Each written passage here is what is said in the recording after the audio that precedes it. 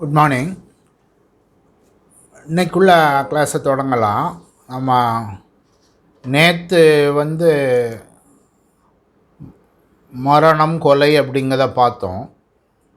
அதில் 305 வரைக்கும் முடிச்சிருந்தோம். 299 culpable homicide, 300 murder, அப்புறம் 302 அதோட தண்டனை, 304 அதோட தண்டனை அப்படிங்கிறத பார்த்துருந்தோம். 305 வரைக்கும் முடிச்சிருந்தோம். இன்றைக்கி 306 தொடங்க போகிறோம். இது வரைக்கும் கொலைங்கிறத பார்த்துட்டோம். இப்போது ஒருவனை தற்கொலை செய்ய தூண்டுவதை 306 குற்றம் என்று கூறுகிறது. இவன் கொலை பண்ணலை, ஆனால் நீ எப்படியாவது செத்துப்போ அப்படின்னு சொல்லுவான். மனைவியை பெட்ரோலை ஊற்றி கொளுத்து தான் கொலை. இது அப்படி இல்லை, செத்துப்போன்னு சொல்லிக்கிட்டே இருக்கான். ஒரு நாள் செத்து போயிட்டான். இப்போது சூசைடு. அது சூசைடை ஒருத்தன் தூண்டுதலாக இருக்காங்க, இறப்புக்கு காரணமாக இருக்காங்க, அவளுடைய தற்கொலைக்கு காரணமாக இருக்காங்க. அதுதான் இதில் வருது. 306 ஒரு ஆள் இறந்து போகிறாங்க. அந்த இறப்புக்கு வேறொருவர் தூண்டுதல் காரணமாக அந்த தற்கொலை நடக்கிறது அப்படின்னா 10 வருஷம் தண்டனை அப்படிங்க. இதில் என்னென்னா அவங்க 304B டவுரி டெத் வருது. டவுரி டெத்தில் சில ப்ரிசம்ஷன்ஸ் இருக்குது. இதெல்லாம் சொல்லியாச்சுன்னா அங்கே அவர் தான் கொலை பண்ணார், நான் ப்ரிசீவ் பண்ணிக்கிட்டேன், அவன் நான் கொலை பண்ணலன்னு ப்ரூவ் பண்ணணுங்கிறது ப்ரிசம்ஷன். திருமணமாகி 7 வருஷத்துக்குள்ளே மனைவி இறந்து விட்டால், தீக்காயம் இந்த மாதிரி விஷயங்களால் அவள் இறந்து விட்டா அப்படின்னா கோர்ட்டே என்ன செய்யுது, இல்லை இது டவுரி டெத் தான் அப்படின்னு ஒரு ப்ரிசம்ஷன். அந்த எஸ்டாப்ளிஷ்டு கண்டிஷன்ஸு ப்ரூஃப் ஆகிட்டா போதும். கல்யாணம் ஆகிருக்கு, 7 வருஷம் ஆகிருக்கு, அதுக்குள்ளே இறந்துட்டாங்க, இந்த மாதிரி சூழ்நிலையில் இறந்துட்டாங்கன்னு சொன்னாலே அது டவுரி டெத்து. அதுக்கு பிறகு பேர்டன் ஆஃப் ப்ரூஃபு ஆப்போசிட் சைடுக்கு போயிடுது. ஐயா அது டவுரி டெத் இல்லை, இந்த மாதிரி சூழ்நிலை அப்படிங்கிறத ப்ரூஃப் பண்ண வேண்டியது அவங்க. அந்த மாதிரி பேர்டன் ஆஃப் ப்ரூஃப் அங்கே மாறுது. இங்கே அப்படி இல்லை. சூசைடுக்கு ப்ரிசம்ஷன் ஒன்றும் இல்லை, ப்ராசிக்யூஷன் தான் ப்ரூவ் பண்ணணும். இட் இஸ் அ சூசைடு, இது இவர் தூண்டுதல் காரணமாக நிகழ்ந்தது என்று சொல்ல வேண்டும் அப்படின்னு இருக்குது. அதே சமயத்தில் ஒரு சின்ன சின்ன வார்த்தையெல்லாம் கொண்டு இது காரணமாக இறந்துட்டாங்க அப்படின்னு சொல்லக்கூடாது. புருஷன் மனைவியை பார்த்து சொல்லுவான், எங்கேயா போய் செத்து தொலை அப்படின்னு. அவள் உடனே தற்கொலை பண்ணிட்டான், அப்போ நீ தான் தூண்டுன அப்படின்னு சொல்லாதீங்க அப்படிங்காங்க. எப்படின்னா ஒரு கோபத்தில் சொல்லக்கூடிய வார்த்தைகளை வச்சு அதனால் தற்கொலையை தூண்டுனாங்கன்னு சொல்ல முடியாது. டிசீஸ் என்ன சொல்லுவாங்க, வேற ஒரு கேஸில், இந்த கேஸில் புருஷன் சொன்னது என்ன கேஸ்னால், சுவாமி பிரகலாதாஸ் வர்சஸ் ஸ்டேட் ஆஃப் மத்திய பிரதேசில் கோ அண்ட் டை, போய் செத்து தொலை அப்படின்னு சொன்னார். உடனே அவன் இறந்துட்டாங்க. இதெல்லாம் ஒரு அட்டர்டு பை தி அக்யூஸ்டு. அந்த ஒரு வார்த்தையெல்லாம் நீங்கள் அது தூண்டுறீங்க அப்படின்னு சொல்ல முடியாதுன்னு. ரமேஷ்குமாருங்க case, Ramesh Kumar versus state of சத்தீஸ்கரில் டிசீஸ்டு எக்ஸிக்யூட்டிவ் மேஜிஸ்ட்ரேட்டில் கொடுத்துருக்காங்க. புருஷன் சொன்னார், என்ன எங்கே வேணாலும் போய் செத்து தொலை அப்படின்னு சொன்னார். நீ எங்கேயாவது போய் தொலை அப்படின்னு சொன்னார், நான் இறக்கேன் அப்படின்னு அவள் சொன்னாங்க. எங்கேயாவது போ, she could go wherever she wanted to go அப்படின்னு சொன்னான். உடனே அவன் மண்ணெண்ணை ஊற்றி இறந்துட்டாங்க. அதாவது acted in a fit of anger or emotion without intending the consequences. அவள் இறக்க வேண்டும் என்று இன்டென்ஷன் இல்லை, நோக்கம் இல்லை. நம்ம இப்படி பேசுதமே, இதனுடைய விளைவுகள் என்னவாக இருக்குன்னு நீ அறிவில்லை, அதை யோசிக்கலை. அப்படி உள்ள சூழ்நிலையில் சொல்லுதை நீங்கள் செக்ஷன் 306 வர முடியாது அப்படின்னு. 306 அபட்மெண்ட் ஆஃப் சூசைட்னு வருது.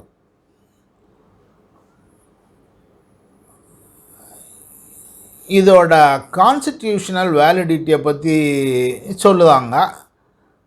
கான்ஸ்டியூஷனலி வேலிட் அப்படின்னு எதாக இருந்தாலும் எல்லா இதுலேயும் ஒவ்வொரு செக்ஷன்லையும் இது கான்ஸ்டியூஷன் படி வேலிட் இல்லைன்னு ஏதாவது ஒருத்தன் சொல்லுவாங்க. ஒரு கேஸ் இருக்கும், இது கான்ஸ்டியூஷனலி வேலிட் அப்படின்னு. அடுத்தது அட்டெம்ப்ட் மர்டர். ஒருத்தனை கொலை செய்ய முயற்சி செய்தால் அப்படின்னு, கொலை செய்யணும், முயற்சி செய்தாங்க அப்படின்னா என்ன தண்டனை அப்படின்னு. மர்டருங்கிறத நம்ம நல்லா பார்த்துட்டோம். 300ல் ஒரு 4 விஷயம் சொல்லியிருக்காங்க. ஒரு இன்டென்ஷன் இருக்குது, அல்லது இந்த காயம் இவருக்கு போதுமானதாக இருக்கும்னு ஒரு இன்டென்ஷனோட அந்த காயத்தை ஏற்படுத்தாரு, அல்லது நான் இப்படி செய்தால் காயங்கள் வரும்னு டேஞ்சரஸ் ஆக்ட் அப்படின்னு ஒரு 4 கண்டிஷன் படித்தோம். அப்படி உள்ள கண்டிஷன் உள்ள சூழ்நிலையில் ஒருத்தர் ஒரு செயலை செய்கிறார். அதாவது ஒருத்தர் இன்டென்ஷனோட துப்பாக்கி எடுத்து ஒருத்தனை சுடுதான், அவன் கொஞ்சம் தள்ளி போயிட்டான். அப்போ அங்கே இன்டென்ஷன் இருக்குது, கொலை செய்ய வேண்டும் என்ற நோக்கம் இருக்கிறது, ஒரு செயல் இருக்குது. ஒரே ஒரு விஷயம், அவன் கொஞ்சம் திரும்பி போனதுனால அவர் பிழைச்சார். அவங்க இந்த அட்டெம்ப்ட் டு மர்டருக்குள்ளே வராங்க. 300ல் நம்ம சொன்ன 4 கண்டிஷன் இருக்கணும் மர்டருக்குள்ள condition. Such intention and knowledge under the circumstances, if they by the act caused death, it will be a murder. மரணம் என்று சொல்லக்கூடிய குற்றத்தை செய்வதற்கு தேவையான நோக்கமும் அறிவும் இருந்தது. அங்கே ஒரு மரணம் சம்பவித்திருந்தால் அவர் மரண குற்றம் செய்தவராவார். ஆனால் அங்கே மரணம் நிகழவில்லை அப்படின்னா செக்ஷன் 307 அட்டெம்ப்ட் டு மர்டர். அவங்களுக்கு என்ன தண்டனை? 10 வருஷம். ஆனால் அதே சமயத்தில் ஒரு காயம் ஏற்படுத்துன்னா லைஃப் இம்ப்ரிசன்மெண்ட். இவர் இன்டென்ஷன் இருந்தது, அவனை கொல்லணும்னு துப்பாக்கி வச்சு சுட்டார். துப்பாக்கி வச்சு இவர் சுடும்போது என்ன ஆச்சு, அவன் கொஞ்சம் தள்ளி போனால் கையில் மட்டும் ஒரு சின்ன காயம். இன்டென்ஷன் கொலை செய்யணும், அதற்கான எல்லா ஏற்பாடு இருந்தது, அதோட எல்லா டெஃபனிஷனுக்குள்ளே உள்ள வாரதெல்லாம் வந்துட்டு, விளைவு மரணத்துக்கு பதிலாக ஒரு காயம்தான் ஏற்படுத்தது அப்படின்னா லைஃப் இம்ப்ரிசன்மெண்ட்டு. 3வது இதிலேயே அட்டெம்ப்ட் பை லைஃப் கன்விக்ட். ஒரு ஆயுள் தண்டனை கைதி இதே மாதிரி ஒரு கொலை செய்வதற்கு ஏற்பாடுகள் செய்தார் என்றால், முயற்சி செய்தார் என்றால், கொலை செய்ய முயற்சி தந்தார், கொலை நடக்கலை அப்படின்னு அவருக்கு ஆயுள் தண்டனை. அந்த மாதிரி சூழ்நிலையில் அங்கே ஒரு காயம் ஏற்பட்டு இருந்தால் அவருக்கு மரண தண்டனை அப்படின்னு இருக்குது. இது மரணத்திற்குள்ள கொலைக்குள்ள எல்லா டெஃபனிஷனும் இருக்குது. ஒரே ஒரு சூழ்நிலை, ஒரு இடைப்பட்ட வேறு சில நிகழ்வுகள் காரணமாக அங்கே மரணம் நடக்கவில்லை. துப்பாக்கி வச்சு விட்டார், அவர் தலையை கவுந்துட்டார். கத்தியை வச்சு வெட்ட போனார், நெஞ்சில் குத்த போனார், பெரிய அருவாளை வச்சுருக்காரு, அடிக்க போனார், கொஞ்சம் நகண்டுட்டார். தலையில் அடிக்க வந்தார், தலையை கொஞ்சம் திருப்பிட்டார், கையில் அடியை வாங்கிட்டார். அப்படி உள்ள சூழ்நிலையில் மரணம் நிகழவில்லை என்றால் இது தண்டனை அப்படிங்கிறதா இதில் சொல்லியிருக்கான். இனி அவனுடைய இன்டென்ஷன் என்ன இருக்குங்கிறத வழக்கமாக 300 செக்ஷனில் சொல்லியிருக்க மாதிரி அதை இன்டென்ஷனை பார்க்கணும், என்னென்னா சூழ்நிலையில் பார்க்கணும், அவன் வச்சுருக்க ஆயுதங்களை பார்க்கணும், அவன் எந்த வகையில் நடந்துக்கிட்டாங்க அப்படின்னு. ஓபிரகாஷ் வர்சஸ் ஸ்டேட் ஆஃப் பஞ்சாப்ங்கிறது. மனைவிக்கு சோறு போடாமல் அப்படியே உள்ளே அடைச்சி வச்சிருந்தான். அவள் அப்படியே செத்து போயிடுவான் அப்படின்னு சோறு போடலை. அவள் ஒரு நாள் தப்பிச்சு போய் ஆஸ்பத்திரியில் போய் சேர்த்துட்டாங்க. அவங்க ஆஸ்பத்திரியில் ரொம்ப மோசமான கண்டிஷன்னு போலீஸுக்கு ரிப்போர்ட் கொடுத்து போலீஸ் வந்துட்டாங்க. இவன் என்ன செய்திருக்கான், சாப்பாடு கொடுக்கல. அதன் காரணமாக எந்த நேரம் மயங்கி விழுவாங்க, செத்து போயிடுவாங்க சூழ்நிலையில் இந்த கேஸில் என்ன சொல்லுவாங்க, இது அட்டெம்ப்ட் டு மர்டர், அவனை கொலை செய்ததுக்கு முயற்சி பண்ணிங்க அப்படின்னு. எம்பரர் வர்சஸ் வாசுதேவங்க கேஸில் ஒருத்தன் பல தடவை ஒரு ஆளை துப்பாக்கி வச்சு சுட்டான். ஆனால் அவருக்கு இன்ஜுரியே இல்லை. துப்பாக்கி வச்சுருக்கான், சுட தெரியலை, சும்மா சுட்டுக்கிட்டே இருக்கான். அந்த ஆளை பார்த்து தான் சுடுதான், ஆனால் ஒன்றும் மேலே போகலைங்க. அங்கேயும் கில்ட்டி இன்டென்ஷன் அண்ட் நாலேஜ் அங்கே இருக்குது, இல்லாமல் சும்மா இப்படி சுட்டுக்கிட்டே இருக்க மாட்டாங்க அப்படின்னு அதில் தீர்ப்பு சொல்லுவாங்க. 308ங்கிறது அதை விட அடுத்தது. 299 டெஃபனிஷனில் கல்பபிள் ஹோமிசைடு பார்க்கோம், 300ல் மர்டர் பார்த்தோம். மர்டரில் உள்ளது 307ல் வருது, 308ல் கல்பபிள் ஹோமிசைடு வருது. அந்த 299 கல்பபிள் ஹோமிசைடில் வாரதை கொஞ்சத்தை எடுத்து மர்டர்னு கொண்டு போயிடுவோம். அப்படி மர்டர்னு கொண்டு போய் அதில் ஒரு அட்டெம்ப்ட் நடந்திருந்தால் 307ல் வருது. 308 அதில் இல்லை. இது கல்பபிள் ஹோமிசைடு. அந்த அளவுக்குள்ள நோக்கமோ அறிவோ இருந்து இது ஒரு கல்பபிள் ஹோமிசைடாக இருக்குமானா, கொலையாகாத, கொலை என்று கூற முடியாத ஒரு மரணத்தை விளைவிக்கக்கூடிய செயலாக இருந்தால் 3 வருஷம் தண்டனை அப்படின்னு இதில் சொல்லியிருக்காங்க. உதாரணம், துப்பாக்கி எடுத்து 2 பேரும் சண்டை போட்டாங்க, சண்டை போட்டவன் எடுத்து துப்பாக்கி வச்சு சுட போனான், சுட்டுட்டான். அப்போ அங்கே ஒரு கொலை. ஆனால் அங்கே சடன் அண்ட் கிரேவ் ப்ரொவோகேஷன், அதனால் இது கொலை இல்லை, ஆமாம் கொலை ஆகாத மரணத்தை விளைவிக்கக்கூடிய செயல்னு கொண்டு போயிட்டாங்கன்னா அது. அப்போ அங்கேயும் துப்பாக்கி வச்சு சுட போகிறான், சடன் அண்ட் கிரேவ் ப்ரொவோகேஷன், சுடலை, அவனுக்கு காயம் இல்லை. சடன் அண்ட் கிரேவ் ப்ரொவோகேஷன்னா மர்டரில் வரல, இது கல்பபிள் ஹோமிசைடு. அப்படி உள்ள கல்பபிள் ஹோமிசைடு இருந்ததுன்னா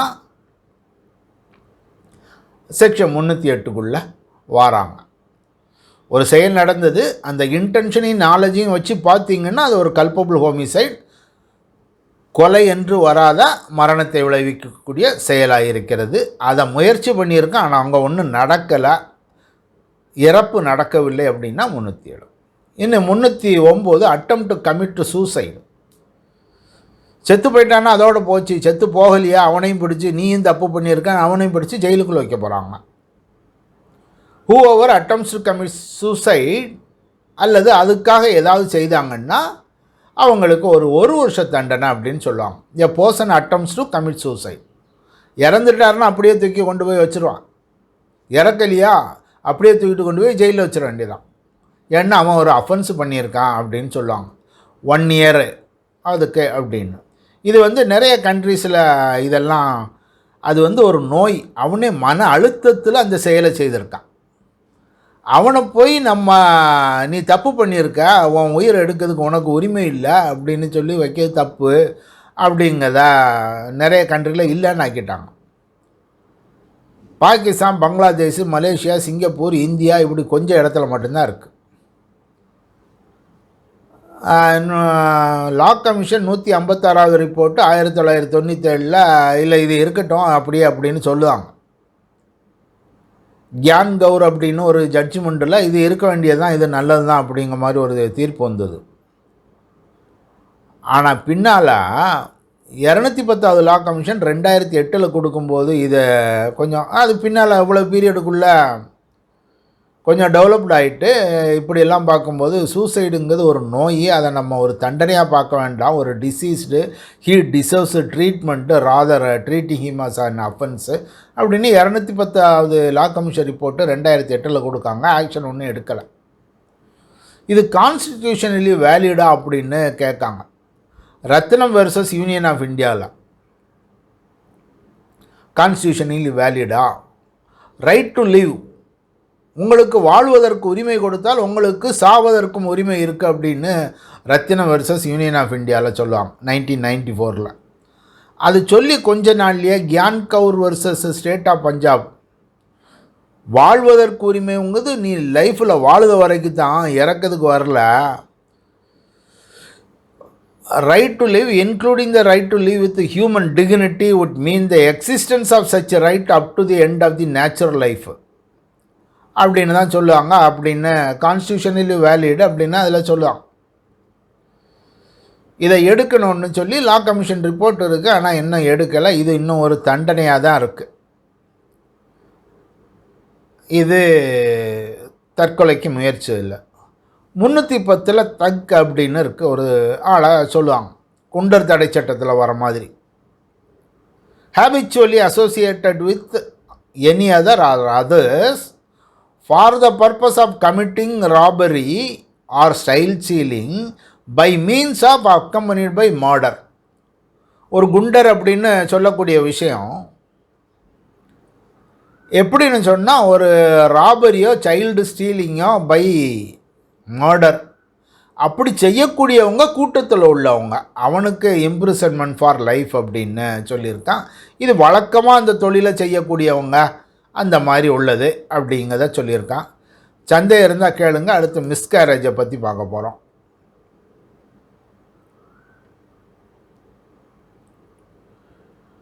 சரி, அடுத்து போகலாமா? காசிங் மிஸ்கேரேஜ், நம்ம மரணத்தை பற்றி பார்க்கோம், கல்பபிள் ஹோமிசைடை பற்றி பார்க்கோம். ஒரு குழந்த வயத்துக்குள்ளே இருக்கிறத கொன்னா இந்த செக்ஷனுக்குள்ளே வராதுன்னு அங்கே சொன்னாங்க.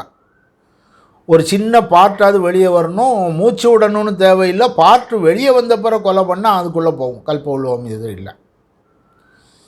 அப்படி இல்லாமல் இதில் காசிங் மிஸ்கேரேஜிலிருந்து 312 ஒரு 4-5 செக்ஷன் வருது. Voluntarily causes a woman with child to miscarry, not caused in good faith for the purpose of saving the life of the woman. அந்த பெண்ணை காப்பாற்றுவதற்கு நல்ல மனசோடு நீ செய்யலைன்னா, causing a woman with child to miscarry, அவளுக்கு ஒரு அந்த குழந்தை வயத்தில் இருக்க குழந்தை இறக்கிறதுக்கு நீ காரணமாக இருந்தேன்னா உனக்கு தண்டனை 3 வருஷம் அப்படின்னு. என்ன condition? Good faith for the purpose of saving the life of the woman. அந்த பெண்ணை காப்பாற்றுவதற்காக நீங்கள் செய்தால் தப்பு இல்லை. இல்லைன்னா அது தண்டனைக்குரியது, 3 வருஷம் தண்டனை. அதே இதில் அந்த woman be quick with child அப்படின்னா 7 இயர்ஸ். இந்த குயிக் அப்படின்னு சொல்லக்கூடியது எப்படின்னா, அந்த ஒரு 4 மாதம் கழித்து வயத்தில் இருக்க குழந்தையோட மூமெண்ட்டு உணர ஆரம்பிப்பாங்க. அதைத்தான் குயிக்கனிங் அப்படின்னு சொல்லக்கூடியது. அந்த பீரியடில் உள்ள ஒரு பெண்ணுக்கு மிஸ்கேரேஜ் கொண்டு வர சொன்னிங்கன்னா 7 வருஷம். அப்போ 4 மாதத்துக்கு முன்னால் உள்ள குழந்தை, வயத்தில் இருக்க குழந்தை மிஸ்கேரேஜ் ஆனால் 3 வருஷம். குயிக்கனிங் தொடங்கிட்டு அப்படின்னு சொன்னால் 7 வருஷம் அப்படின்னு. இதிலேயே இன்னொரு விளக்கம் சொல்லுவாங்க, woman who causes herself to miscarry இந்த செக்ஷனுக்குள்ளே வராங்க. தனக்கு அபாஷம் வேணும், தன்னுடைய குழந்தை வேண்டான்னு ஒரு பெண்ணே அவளுக்கே செய்துக்கிட்டாலும் கூட இந்த செக்ஷனில் வராங்க. இதில் வாலண்டரிலி தானாக செய்தாங்க, மிஸ்கேரேஜ் நடக்கு, ஏர்லியர் பீரியட்னா ஒரு தண்டனை, குயிக்கனிங் பீரியட்னா ஒரு தண்டனை, குட் ஃபெய்த்னா இது தண்டனைக்குள்ளே வரல அப்படிங்கிறத இந்த செக்ஷனில் சொல்லுவாங்க. இதே செக்ஷனில் அடுத்த level causing miscarriage without women's consent. முந்தின செக்ஷனில் உமன்ஸோட கன்சென்ட்டோட, அவளுடைய கன்சென்ட்டோட அங்கே ஒரு மிஸ்கேரேஜ் நடக்கு. 313 அவளுடைய கன்சென்ட் இல்லாமல் ஒரு மிஸ்கேரேஜை பண்ணியிருந்தாங்க, அதுக்கு 10 வருஷம் தண்டனை. அடுத்தது death caused by act done with intent to cause miscarriage. ஒரு மிஸ்கேரேஜ் நடக்கணும் அப்படின்னு முயற்சி பண்ணாங்க, intention to cause miscarriage of a woman with a child. அவர் அதை செய்யும்போது அந்த பெண் இறந்து விட்டார் அப்படின்னா 10 வருஷம். அதையே மிஸ்கேரேஜ் நடக்கணும்னு முயற்சி பண்ணுறாரு, ஆனால் அந்த பெண்ணு சம்மதிக்கலாம். பெண்ணுடைய சம்மதம் இல்லாமல் ஒரு மிஸ்கேரேஜுக்கு முயற்சி பண்ணாங்க, அதில் அந்த பெண் இறந்து விட்டார் அப்படின்னா life imprisonment. Woman pregnant with child accused committed cause miscarriage. அவர் என்ன செய்தார்? இன்டென்ஷனோடு செய்தார், அந்த பெண்ணுக்கு அவர் காரணமாக இருக்கார் இறப்புக்கு அப்படின்னு அவர் தண்டனை. அதிலேயே அவர் கன்சென்ட் வாங்காமல் செய்தார்னா ஒரு தண்டனை. இதிலலாம் என்னன்னா, இப்போது மெடிக்கல் டெர்மினேஷன் ஆஃப் ப்ரெக்னன்சி ஆக்ட்னு ஒன்று இருக்குது. இது டாக்டர்களை இதை இப்போ நீங்கள் பார்த்தீங்கன்னா இதில் செய்யக்கூடிய செயல்கள் அநேகமாக டாக்டர்கள் குற்றம் செய்தவங்களாம் வந்துடுவாங்க. மிஸ்கேரேஜு ஒரு இருக்கையில் திடீர்னு தாயை காப்பாற்றணுன்னா மிஸ்கேரேஜ் பண்ணி தான் ஆகணும், வயிற்றில் இருக்க குழந்தைய இறக்க வச்சு வெளியே எடுக்கணும் அப்படின்னு அவங்க செய்வாங்களா இருக்கும். அந்த மாதிரி விஷயங்களுக்காக medical termination of pregnancy act அப்படின்னு தனியாக இதுக்கு ஒரு ஆக்ட் இருக்குது. இந்த ப்ரொவிஷன்ஸ் எல்லாம் அந்த சட்டத்துக்கு உட்பட்டது. இது வரும்போது அந்த சட்டம் இல்லை, அது லேட்டஸ்ட் சட்டம். எப்போவுமே பொதுவான ரூல் என்னன்னா, ஜெனரல் ஆக்டு ஸ்பெசிஃபிக் ஆக்ட் வந்தால் ஸ்பெசிஃபிக் ஆக்டில் உள்ள ப்ரொவிஷன் தான் செல்லும். ஸ்பெசிஃபிக் ஆக்ட்னு ஒரு சில காரணங்களுக்காக மட்டும் ஒரு ஆக்ட் இருக்குது. ஒன்று ஜெனரல் ஆக்ட். நம்ம இப்போ பார்க்குறது ஜென்ரலாக மிஸ்கேரேஜை பற்றி பார்க்கோம். வேறு ஒரு இடத்துல ஸ்பெசிஃபிக்காக மிஸ்கேரேஜுக்குன்னு ஒரு ஆக்ட் வச்சுருந்தாங்கன்னா அந்த ஆக்டோட ப்ரொவிஷன்ஸ் தான் சுப்பீரியர். இது அதுக்கு அடங்கி போனவங்க தான் பொதுவான ரூல். ஸ்பெசிஃபிக் ஆக்ட் இருந்ததுன்னா அதோட ரூல் தான் எடுக்கணும், இதை எடுக்க வேண்டாம். இது ஜெனரல் ஆக்ட். அப்போது அதில் மெடிக்கல் டெர்மினேஷன் ப்ரெக்னன்சி ஆக்டுக்கு உள்ளதுபடி வரணும் அப்படிங்கிற 315 act done with intent to prevent child being born alive or cause it to die after death. ஒரு குழந்தை பிறப்பதற்கு முன்னால் கொஞ்சம் செயல்களை செய்கிறார். இன்டென்ஷன் வந்து அந்த குழந்தை இறக்கணும் அல்லது பிறந்த உடனே இறக்கணும். Preventing the child from being born alive or causing it to die after its birth. இறந்து பிறக்கணும் அல்லது பிறந்த உடனே இறக்கணும் அப்படின்னு சில செயல்களை செய்தாங்க அப்படின்னா என்ன தண்டனை? Before the birth of any child, அப்போது பிறக்கிறதுக்கு முன்னால் சில செயல்களை செய்தார். என்ன இன்டென்ஷன்? குழந்தை பிறக்கக்கூடாது, பிறந்த உடனே இறந்துடும் அப்படிங்கிறதுக்காக. இது good faith for the purpose of saving the life of the மதர்னால் தப்பு இல்லை. இல்லாமல் இருந்தால் இது தப்பு. இதுக்கு ஒரு 10 வருஷம் தண்டனை கொடுக்காங்க. அடுத்தது 316 causing death of a quick unborn child by act amounting to culpable homicide. இது ஒரு வித்தியாசமான அஃபென்ஸு. இது அட்வான்ஸ் ஸ்டேஜில் உள்ள ப்ரெக்னன்சிக்கு. Whoever does any act under any circumstances that if he thereby caused death, he would be guilty of culpable homicide. Culpable homicide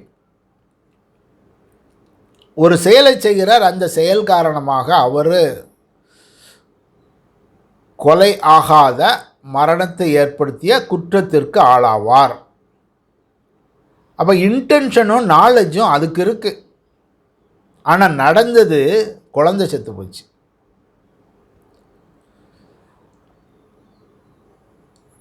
இப்போ இது என்னென்னா offences against the woman with advance stage of pregnancy and the death is caused by death of quick born child.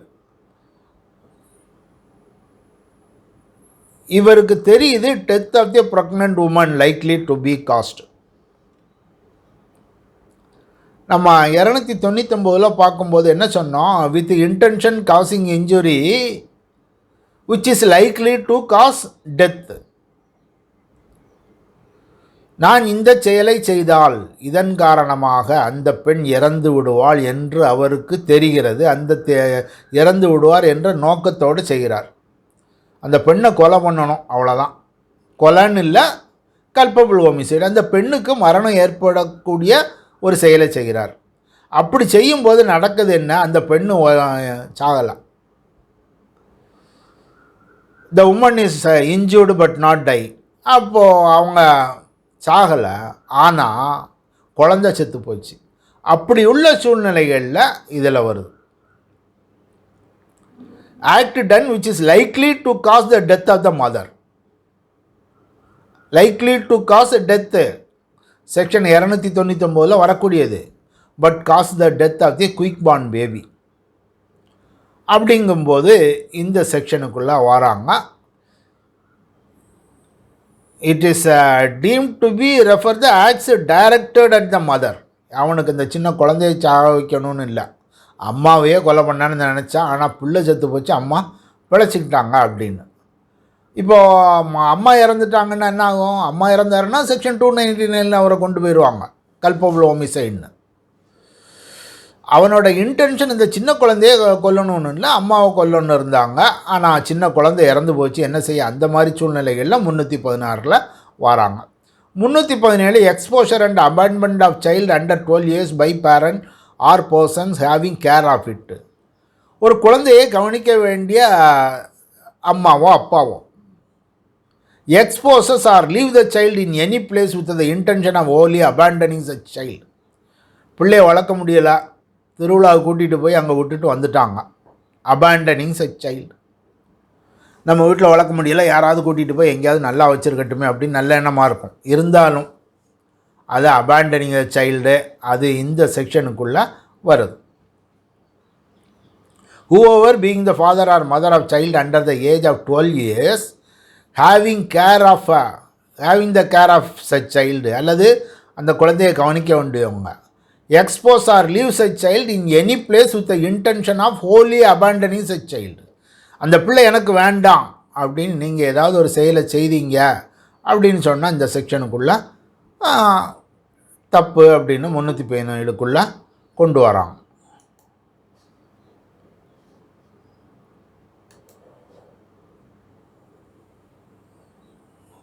அடுத்தது concealment of birth by secret disposal of death body. Secretly burying or otherwise disposing of the dead body of a child, whether such child die before or after during the birth, intentionally conceals, endeavors to conceal the birth of child. இப்படி ஒரு குழந்தை பிறந்ததை மறைக்கணும்னு இறந்த குழந்தைய நீங்கள் புதைச்சி வச்சிங்க, இது 318 offence அப்படின்னு. Secretly burying, dispose of the dead body. இல்லீகலாக உள்ள உறவுகளில் பிறந்த குழந்தைய கொண்டு போய் ஒளிச்சு வச்சு மறைச்சி வச்சு மண்ணுக்குள்ளே புதைக்கதை கொண்டு வரான். இது செக்ஷன் 318. இது வரைக்கும் எதுவும் சந்தேகம் இருந்தால் கேளுங்க, நம்ம அடுத்த சாப்டருக்கு போக போகிறோம். சந்தேகம் இருக்கா? டாக்டர்ஸ் எப்படி லைபிள் ஆவாங்க சார்? ரிலேட்டிவ் அபார்ஷன் பண்ண சொல்றாங்க, டாக்டர் பண்றாங்க அப்படின்னா அவங்க என்ன செக்ஷனில் என்ன சொல்லியிருக்கு? கன்சென்ட் இருந்தாலும் கன்சென்ட் இல்லைன்னாலும் இறந்தான்னு தானே இருக்குது. அதனால தான் அவங்களுக்குன்னு தனியாக மெடிக்கல் டெர்மினேஷன் ஆக்ட்னு தனியாக வச்சுருக்காங்க. டாக்டர்ஸ்களை இதுக்குள்ளே கொண்டு வர முடியாதான் சொன்னால் special act.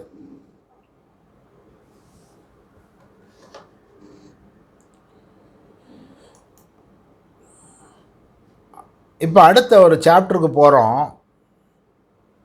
Chapter 4 general exception.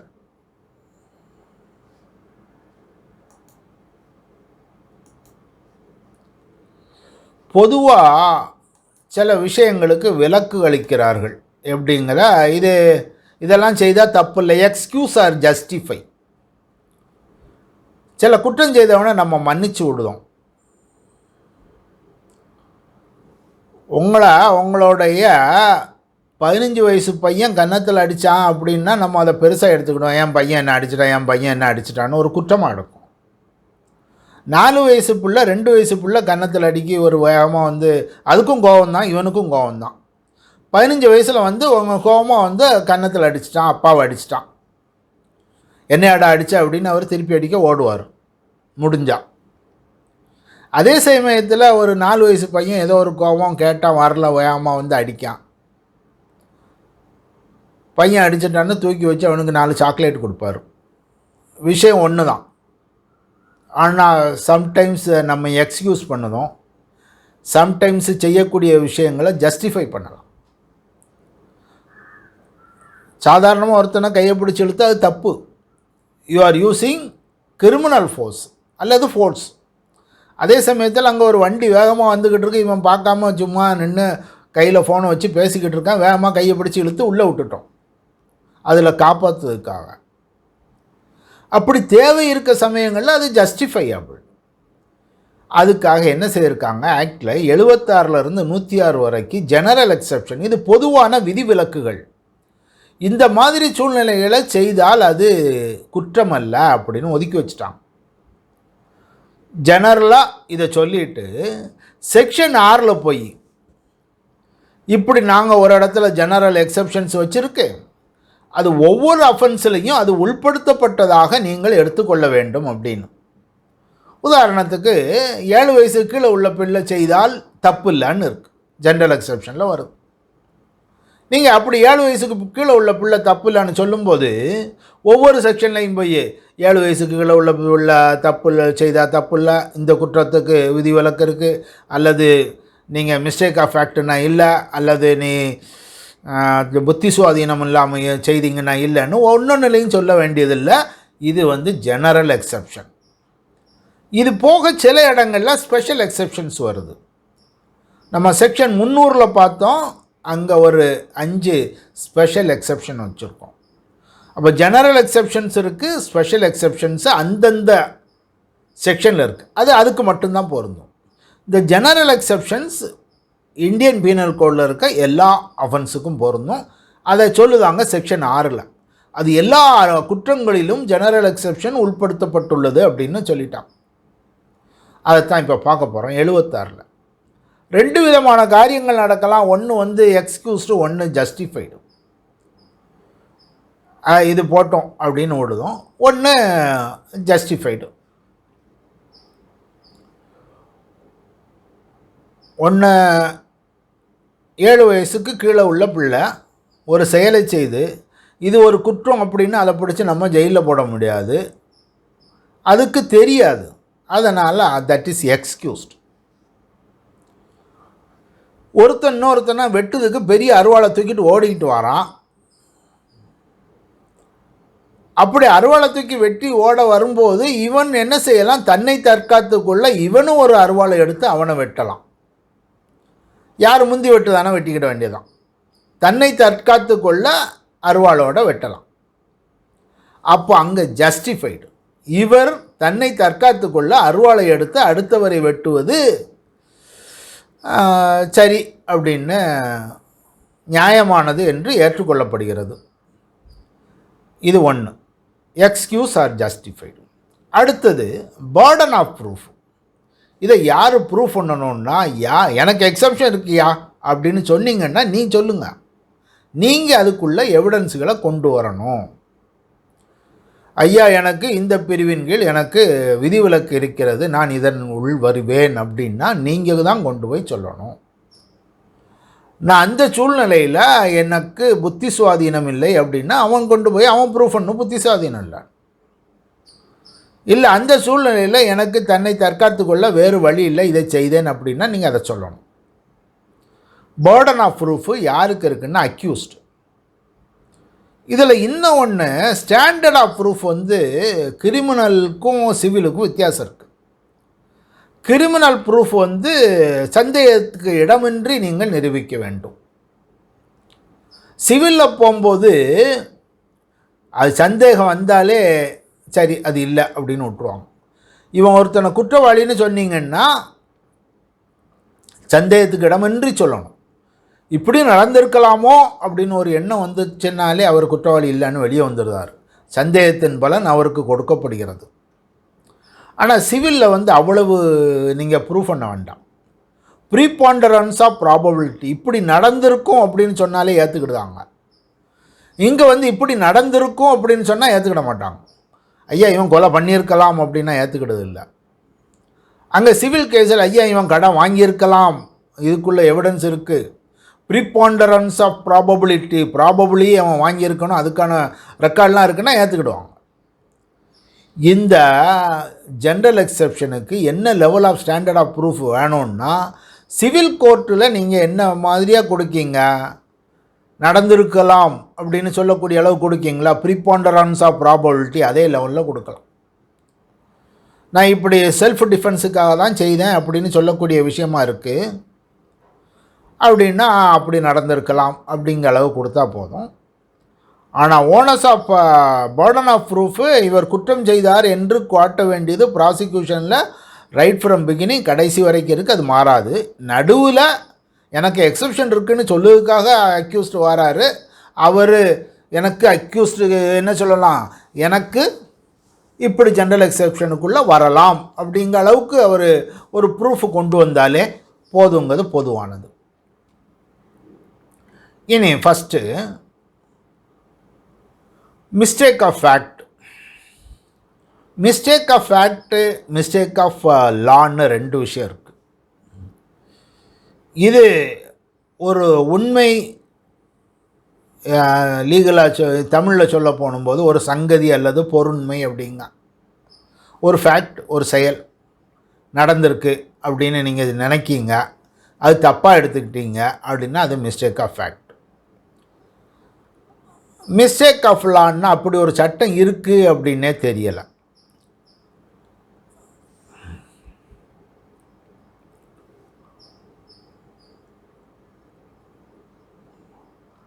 ரெண்டு விஷயங்களாக ரெண்டு செக்ஷனில் சொல்லுவாங்க. 76 79 76 79 ரெண்டு விஷயங்கள் வருது. 76 என்ன சொல்லுவாங்கன்னா, ஒரு a person deals with a person who does something by reason of mistake of fact in good faith with a belief that he is bound by law to do it. எனக்கு சட்டத்தினால் இப்படி ஒரு கடமை இருக்கிறது அப்படின்னு செய்தார். 79 நான் சட்டத்தின்படி நான் இதை செய்தால் நியாயமாக செய்யப்பட்டதாக கருதப்படும் அப்படின்னு நினைக்கார். ஒரு உதாரணம் சொல்லுவேன். ஒரு சோல்ஜர் இருக்கார், ஒரு கான்ஸ்டபிள் இருக்கார். கான்ஸ்டபிளை அவருக்கு மேலதிகாரி கூட்டத்தை பார்த்து சுட சொல்லுதார். அவர் சுட்டுட்டார். இப்போ என்னன்னா, அந்த சுட சொன்ன ஆளுக்கு அதிகாரம் இல்லை. கூட்டத்தை பார்த்து சுடுறதுக்கு தாசில்தார் அதிகாரம் கொடுக்கணும், எக்ஸிக்யூட்டிவ் மேஜிஸ்ட்ரேட் ஆர்டர் கொடுக்கணும். இங்கே இருக்க ஒரு போலீஸ்காரர் என்ன செய்தார், அவனுக்கு கீழே இருக்கவனே பார்த்து சுடுப்பா அப்படின்ட்டார், சுட்டுட்டார். இப்போது சுட்டவர் தப்பு, சுட சொன்னவரும் தப்பு, ரெண்டு பேருமே சட்டப்படி செய்யலாம். சரியான உத்தரவு இல்லாமல் கூட்டத்தை பார்த்து சுட்டுட்டாங்க. சரியான உத்தரவு வேணும். இதில் கீழே இருக்கவர் வேணால் இதில் தப்பிக்கலாம். எப்படின்னா, நான் சுட்டேன், அவர் சரியான அளவில் உத்தரவு வாங்கியிருப்பார் நம்பிக்கையில் சுட்டேன் அப்படிங்கிறதா சொல்லலாம். ஒரு விஷயத்தை அவர் புரிஞ்சுக்கிட்ட வகையில் என்னங்கிறது செக்ஷன் 76 பார்த்துட்டு இன்னும் உதாரணங்களை பார்க்கலாம். Nothing is an offence which is done by a person who is bound by law to do it. சட்டத்தால் ஒரு விஷயத்தை செய்ய சொன்னவங்க சட்டத்தின்படி செய்ய கடமைப்பட்டவர்கள் செய்த செயல்கள் குற்றமாகாது. சட்டத்தின்படி செய்ய கடமைப்பட்டவர்கள். ஒரு எக்ஸிக்யூட்டிவ் மேஜிஸ்ட்ரேட் ஆர்டர் கொடுக்காரு, கூட்டத்தை கலைக்க துப்பாக்கியால் சுடுங்கள். துப்பாக்கியால் சுட்டாச்சு, ஒருத்தர் இறந்துட்டார். துப்பாக்கியால் சுடுறது மரணம் வருது, அது நாட் அன் அஃபென்ஸ்.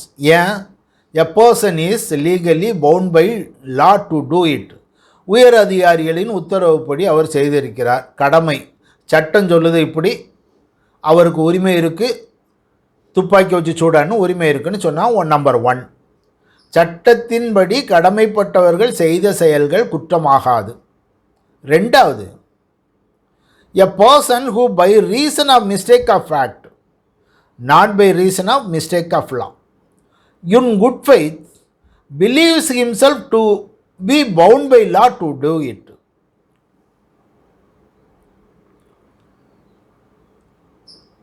அவன் நினச்சிக்கிட்டான், நான் சட்டத்திற்கு கீழ் கட்டுப்பட்டபடி நான் இதை செய்ய வேண்டும்.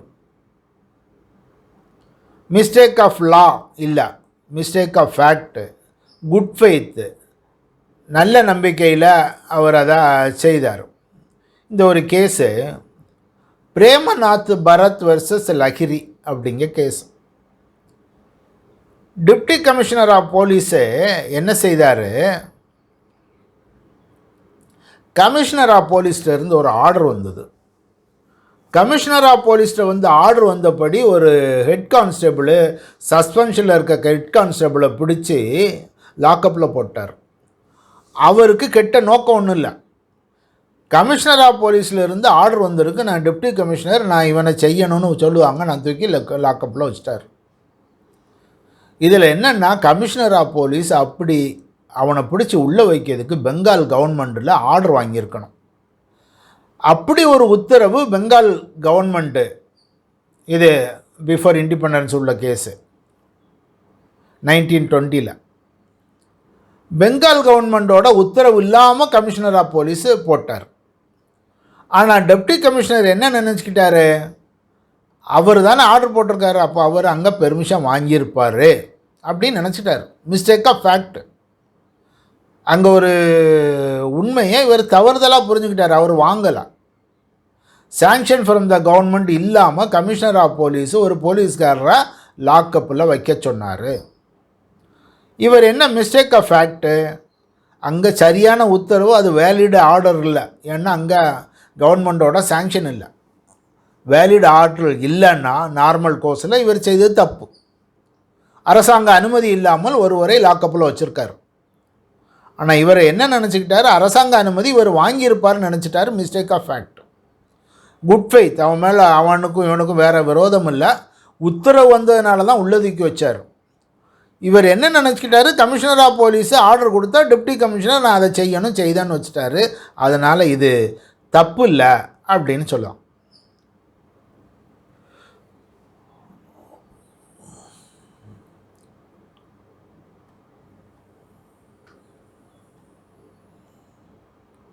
பவுண்ட் பை லா செய்தால் தப்பு இல்லை. வேற ஒருத்தன் மிஸ்டேக் ஆஃப் ஃபேக்ட் செய்யக்கூடிய விஷயங்களை கொஞ்சம் தவறுதலாக புரிஞ்சுக்கிட்டு மிஸ்டேக் ஆஃப் லா இல்லாமல் குட் ஃபெய்த்தில் செய்தால் பவுண்ட் பை லா, சட்டத்தால் நான் செய்ய வேண்டிய கடமையில் இருக்கிறேன் என்று நம்பி ஒருவர் செய்தாரானால் குற்றமில்லை அப்படின்னு சொல்லுது. இன்னும் அடுத்த செக்ஷனை பார்த்துட்டு சேர்த்து பார்க்கலாம். A person is justified by or by mistake of fact believing himself to be justified by law. Nothing is an offence which is done by any person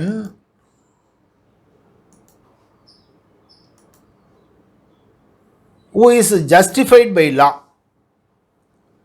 சட்டத்தால் அது சரியானது என்று கருதப்படுகிறது. அல்லது who by reason of a mistake of fact not by mistake of law in good faith believe himself to be justified.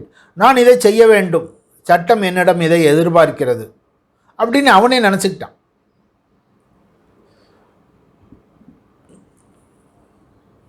இதில் சட்டத்திற்கு நான் கட்டுப்பட்டவன், bound by லா அப்படிங்கிறத செக்ஷன் 76 சொல்லுது. கமிஷனர் ஆஃப் போலீஸ் உத்தரவை நான் மதிக்க வேண்டும், அதன்படி நடக்க வேண்டும் என்று அவர் எண்ணிக்கொண்டார். பவுண்ட் பை லா. இங்கே ஜஸ்டிஃபைடு, நான் இதை செய்தால் சட்டத்தின்படி இது நியாயமானதாக இருக்கும் அப்படின்னு நினைக்க. ஜஸ்டிஃபைடுனா என்னங்கிறத பிளாக் லா டிக்ஷனரியில் என்ன சொல்லுதான்னா, done on adequate reasons, sufficiently supported by credible evidence, unprejudiced mind, common sense, correct rules of law. இதெல்லாம் போட்டு சொல்லுதான். சிரங்கி வெர்சஸ் ஸ்டேட். இந்த கேஸில் ஒரு பின்னால் புதருக்கு பின்னால் சத்தம் கேட்கு, ஒரு புலி தான் அங்கே நிற்கி அப்படின்னு நினைக்காரு. புலியை நான் கொன்றால் அது சட்டத்தின்படி நியாயமானதாக இருக்கும், இப்போ தான் கொல்லக்கூடாது. அப்போது காட்டு மிருகங்கள் அதிகம் இருக்கையில் அழிக்க வேண்டுங்கிறது நியாயமானதாக இருந்தது. By reason of mistake of fact he was justified in destroying the deceased whom he thought was a dangerous animal. அபாயகரமான இந்த மிருகத்தை நான் அழித்தால் அது சட்டத்தின்படி நியாயமானதாக இருக்கும் அப்படின்னு சொல்லுதார். அதனால் அவரை அது தப்பு இல்லை அப்படின்னு சொல்லுவாங்க. State of Maharashtra versus Mayer Hans George. ஒரு வெளிநாட்டுக்காரங்க ஒரு பிளேனில் வாரான், அவன் இறங்கலை, அதிலே தான் உட்காந்துருக்காங்க. 34 கிலோ கோல்டு வச்சுருக்கான் உள்ள. இவங்க போய் எடுத்துக்கிட்டாங்க. இப்போ கோல்டு அவன் பிளான் வந்து மணிலாவுக்கு கொண்டு போகணும். ஜெர்மன் ஸ்மக்லர் மணிலாவு, சூரிச்சிலிருந்து மணிலாவுக்கு போகிற பிளைன்னு மணிலாவுக்கு போனோம், உட்காந்துருக்கான். இவங்க போய் எடுத்துட்டாங்க. இப்படி இந்தியா வழி நான் கடத்தக்கூடாதுன்னு எனக்கு தெரியாதுங்க, இது மிஸ்டேக் ஆஃப் லா, நீ ஃபாரினராக இருந்தாலும் சரி இந்தியாவில் வந்தால் இந்தியாவோட சட்டங்களை உனக்கு தெரிஞ்சிருக்கணும் அப்படிங்க. கேசவ் சாஹு வர்சஸ் சாலிகிராம் ஷா அப்படிங்குது. ஒருத்தனுக்கு 2 கடை இருக்குது. இந்த கடையிலேருந்து மாட்டு வண்டியில் அரிசியை ஏற்றி அடுத்த கடையை கொண்டு போகிறான். போலீஸ்காரன் வழியில் பார்த்துட்டு இது கடத்தி கொண்டு போகிறான். அப்போது அந்த காலத்தில் அரிசியை கடத்துறது பெரிய குற்றம். ஒரு தாலுகா விட்டு வேற ஒரு தாலுகா போகிறதுங்கிறது தாசில்தார்கிட்ட பெர்மிஷன் வாங்கி எனக்கு அந்த தாலுகாவில் கொஞ்சம் விவசாய நிலம் இருக்குது, அந்த வீட்டில் அந்த விவசாய நிலத்தில் விளைஞ்ச நெல்லை என் வீட்டில் சாப்பாட்டு கொண்டு போகிறான்னு தாசில்தார்கிட்ட பெர்மிஷன் வாங்கி சர்டிஃபிகேட்டை கையில் வச்சுக்கிட்டு தான் மாட்டு வண்டியில் ஏற்றி அங்கேருந்து இங்கே நெல்லை அரிசியை கொண்டு வர முடியும், தாலுகா டு தாலுகா. அப்படி ஒரு சூழ்நிலையில் இருக்கையில் இவர் ரைஸ் பேக்கை ஒரு கடையிலேருந்து இன்னொரு கடையை கொண்டு போனார், போலீஸ்காரன் பிடிச்சான், கொண்டு போயிட்டாங்க. ஆனால் இவர் கடைக்கு கொண்டு போகிறதுக்கு எல்லா ரெக்கார்டும் வச்சுருக்காரு. அதை இந்த கேஸில் அது மிஸ்டேக் ஆஃப் ஃபேக்ட். நீ கொண்டு போகிறேன்னு அவனுக்கு தெரியலை, அதனால் ஒன்று தடுத்து வச்சாங்க, போலீஸ் ஸ்டேஷனில் கொண்டு போய் பிடிச்சி வச்சாங்க. ரைட்டு, சஸ்பிஷன் அவன் என்ன இருந்தது, நீ கடத்தி கொண்டு போகிறேன்னு சஸ்பிஷன், அதனால் பிடிச்சி வச்சாங்க. மிஸ்டேக் ஆஃப் ஃபேக்ட், இது தப்பு இல்லை. அவன் they in good faith believed that offence of smuggling of rice was going to be committed, அதுக்காக பிடிச்சி வச்சாங்க. It was committed in good faith அப்படின்னு செக்ஷன் 79 கீழே அவங்களுக்கு பெர்மிஷன் கொடுத்தாங்க. ஷாருக் கானுக்கும் ஸ்டேட் ஆஃப் ராஜஸ்தானில் ஒரு கேஸு, ஷாருக் கான் ராம்ஜனே அப்படிங்கிற ஒரு படம் நடித்தார். அதில் வக்கீல்களை பற்றி கொஞ்சம் வார்த்தைகள், நல்ல வார்த்தைகள் இல்லை. வக்கீல்கள் எங்களை பற்றி மோசமாக பேசிட்டாங்க அப்படின்னு கோர்ட்டுக்கு போகிறாங்க. அப்போது ஷாருக் கான் அதில் நடித்தாருங்கனால அவரும் ஒரு பார்ட்டி. அதில் என்ன சொல்லுவாங்க, சென்சார் போர்டு இருக்குது, அவங்க கொண்டு போய் கொடுத்தாங்க, அவன் இதை பார்த்துட்டு அதே இன் குட் ஃபெய்த்து அவன் சரின்னு சொல்லிட்டான்.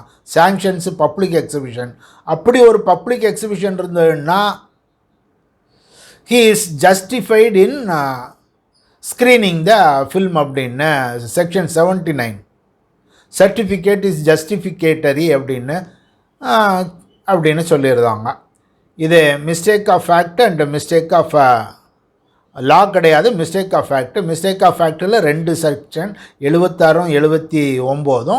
76 பவுன்ஃபைலான சட்டத்திற்கு சட்டத்தின்படி நான் செய்ய வேண்டிய வேலை, இதை நான் செய்கிறேன் என்று தவறுதலாக புரிந்து கொண்டு செய்தார். இதில் சட்டத்தின்படி நான் இதை செய்தால் நியாயமானதாக இருக்கும் என்று தவறுதலாக புரிந்து கொண்டு செய்தார் அப்படிங்கிறத இதில் சொல்லுவாங்க. இதில் சந்தேகங்களுங்க அடுத்த ஜஸ்டிஃபிகேஷனில் போகலாம். Judicial act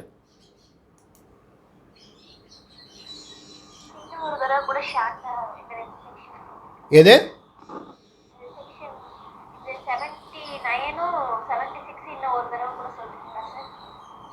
79 and 76. ஒரு விஷயத்தை தப்பாக புரிஞ்சுக்கிடுறது மிஸ்டேக் ஆஃப் ஃபேக்ட். தப்பாக புரிஞ்சுட்டு அதன் வழியாக ஒரு செயல் செய்தாங்க, ஒரு அஃபென்ஸு. ஆனால் அந்த அஃபென்ஸை நம்ம தப்பு இல்லை அப்படின்னு எப்போ சொல்ல போகிறோம் அப்படின்னு சொன்னால், அவன் சட்டப்படி நான் இதை செய்ய வேண்டும் என்று செய்தார். இப்போது நான் ஃபஸ்ட்டு உதாரணம் சொன்னால், உயர் அதிகாரி ஒரு விஷயத்தை செய்ய சொன்னார்னா அவன் என்ன நினச்சிக்கிட்டான், உயர் அதிகாரிக்கு நான் கட்டுப்பட வேண்டும். கமிஷனர் ஆஃப் போலீஸ் ஆர்டர் கொடுத்துருக்காரு, டெப்டி கமிஷனர் வேலை செய்தார், சட்டத்தின்படி நான் நடக்க வேண்டும் அப்படின்னு நடந்தார், பவுண்ட் பை லா. அதே சமயத்தில் இது ஜஸ்டிஃபைடு, இது ஒரு டேஞ்சரஸ் அனிமல், நான் இதை கொன்னா தப்பு இல்லை, சட்டப்படி ஜஸ்டிஃபையபிள் அப்படின்னு அவர் செய்தார், அது ஜஸ்டிஃபைலாம். ரெண்டுலேயுமே மிஸ்டேக் ஆஃப் ஃபேக்ட். காட்டுக்குள்ளே பையன் நிற்கதை இவன் எப்படி புரிஞ்சுக்கிட்டான், ஒரு அனிமல்னு புரிஞ்சுக்கிட்டான், ஒரு விஷயத்தை தவறாக புரிஞ்சுக்கிட்டாங்க. அவன் உயரதிகாரி உத்தரவு அரசாங்கத்தோட அனுமதி இல்லாமல் இருக்குங்கிறத அவர் தவறாக புரிஞ்சுக்கிட்டார். ஒரு விஷயத்தை தவறாக புரியுதாங்க, அது மிஸ்டேக் ஆஃப் லாவாக இருக்கக்கூடாது, லாங்குது இல்லை, ஒரு ஃபேக்டை தவறாக புரிஞ்சுக்கிட்டாங்க. தவறாக புரிஞ்சுக்கிட்டு நான் இதை செய்ய வேண்டிய கட்டாயத்தில் இருக்கிறேன்னு ஒருத்தன் செய்தான், நான் இதை செய்தால் சட்டப்படி நியாயமானதுன்னு ஒருத்தன் செய்தான். நான் கடமைப்பட்டு இருக்கிறேன், இதை நான் செய்ய வேண்டிய கட்டாயம் சட்டப்படி எனக்கு இருக்கிறது அப்படின்னு கமிஷனர் ஆஃப் போலீஸு கொடுத்த உத்தரவை டெப்டி கமிஷனர் செய்தார். நம்பர் 1. அதெல்லாம் 76. இவன் காட்டு மிருகத்தை அழித்தால் அது நியாயமானது அப்படின்னு நினச்சி செய்தான், இது 79. ரெண்டுலேயுமே மிஸ்டேக் ஆஃப் ஃபேக்ட்டு. 1ல் பவுண்ட் பை லா, சட்டத்தால் நான் இதை செய்யே ஆக வேண்டும் என்று சட்டம் என்னை எதிர்பார்க்கிறதுன்னு செய்தார். ரெண்டாவதுல இது நியாயமானது அப்படின்னு நினைக்காங்க. அரிசி கடத்திட்டு போகிறான் அப்படிங்கிறது இவன் மிஸ்டேக் ஆஃப் ஃபேக்ட், அவன் கடத்தல் நினச்சிக்கிட்டான். கடத்தலில் ஒரு கடையிலேருந்து இன்னொரு கடைக்கு போனது மிஸ்டேக் ஆஃப் ஃபேக்ட். எப்படி ஜஸ்டிஃபையபிள்? அவர் ஒரு கடத்தலை தடுக்க வேண்டும் என்று நினைத்தார், அதனால் அது ஜஸ்டிஃபையபிள். புரியுதா?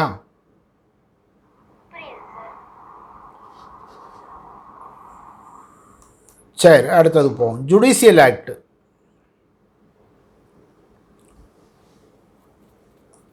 Section 77 nothing is an offence which is done by a judge, அல்லது nothing is an offence which is done by a judge if the act is done while acting judicially in the exercise of power given by law, or in good faith he believes it to be given by law. ஒரு ஜட்ஜி செய்த செயல் குற்றம் அல்ல அப்படின்னு சொல்லிட்டு அதுக்கு என்னெல்லாம் condition வச்சுருக்காங்க. அவர் ஜுடிஷியல் ஆக்டாக இருக்கும்போது செய்த தப்பு இல்லை. அவர் இருந்துட்டு மரண தண்டனை கொடுக்காரு. நார்மல் கோர்ஸில் ஒருத்தனுடைய மரணத்துக்கு அவர் காரணமாகிறார் ஒரு குற்றம். இவனை பிடிச்சி ஜெயிலில் போடுங்காரு, ராங்ஃபுல் ரெஸ்ட்ரைண்ட் அப்படின்னு சொல்லலாம் நம்ம. அது இல்லை, ஏன்னா சட்டத்தால் அவர் செய்தார்.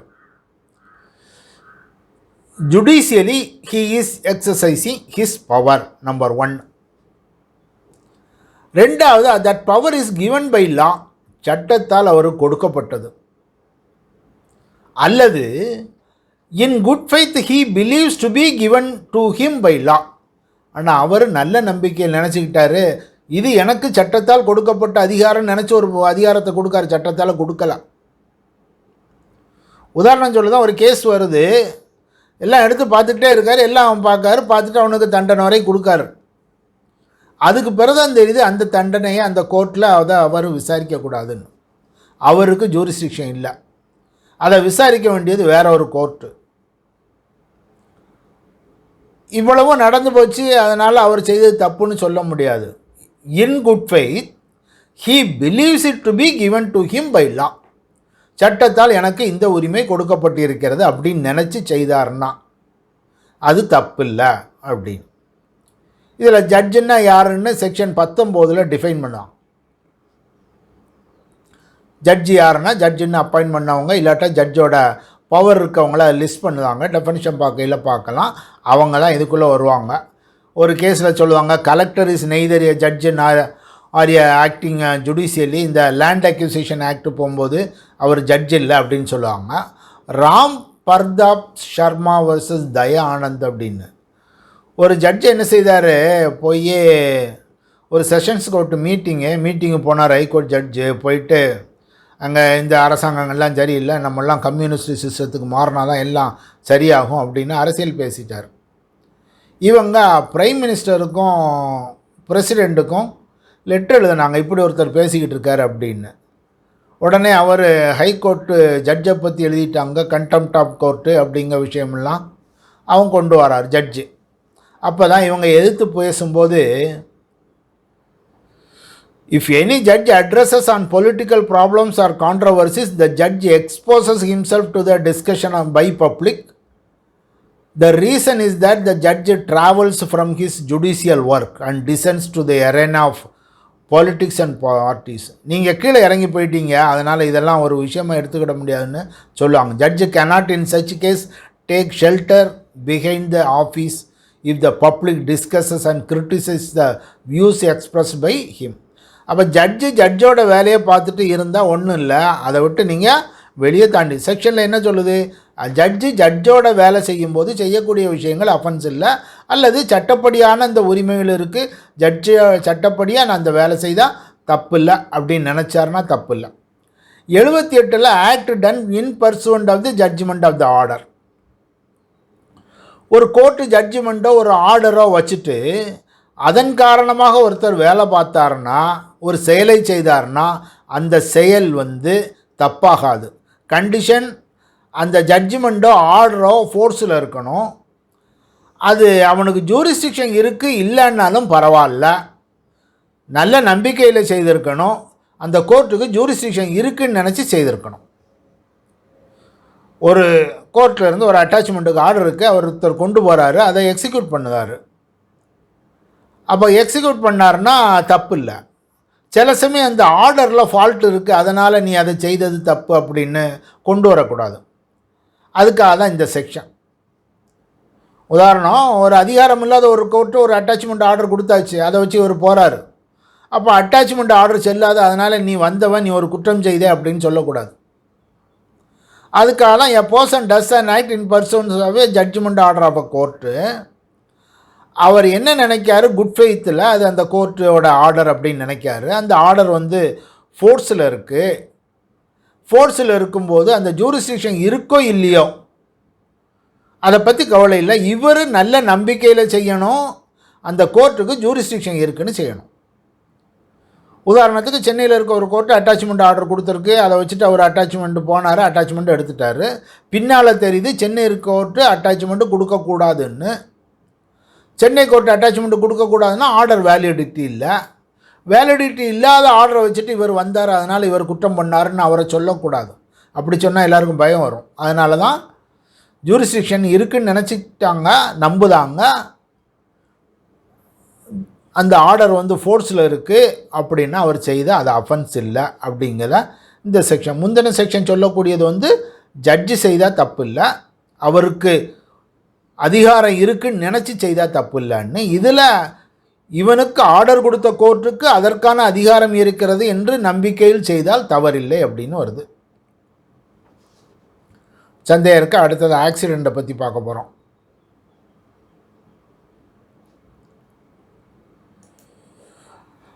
ஆக்சிடெண்ட்டு 80-81 ஆக்சிடெண்ட்டு பற்றி வந்த விஷயங்கள் ஒரு ஆக்சிடெண்டலாக மிஸ்ஃபார்ச்சூனாக செய்தால் அதில் தப்பு இல்லை அப்படின்னு. Accident in doing A lawful act, ஒரு சட்டப்பூர்வமான ஒரு செயலை செய்யும்போது ஒரு ஆக்சிடெண்ட் வந்ததுன்னா அதில் தப்பு இல்லை அப்படின்னு. an act is done by accident or misfortune. ஆக்சிடெண்ட்னா என்னன்னா ஒரு அடுத்தவனுக்கு ஒரு விளைவு ஏற்படுத்துது. மிஸ்ஃபார்ச்சூன்னா என்ன, இவனுக்கும் சேர்ந்தே வந்துடுது அது. It is done without any criminal intention or knowledge.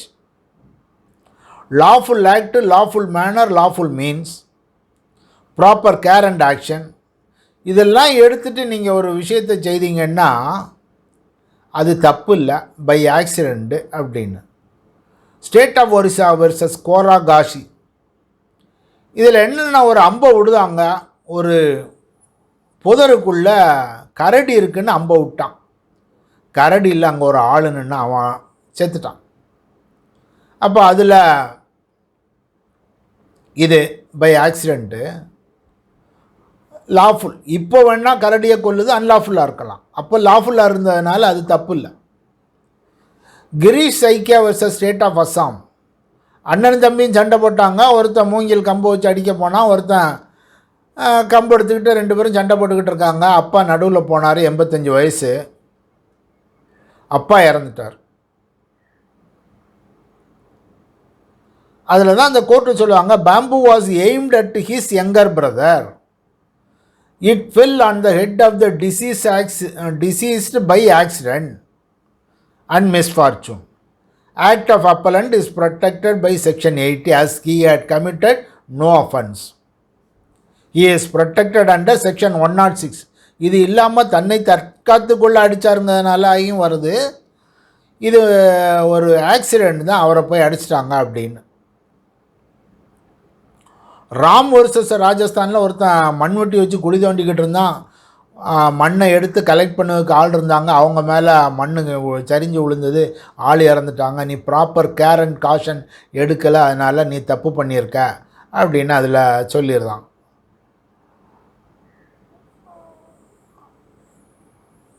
அடுத்தது act likely to cause harm but done without criminal intent to prevent another harm.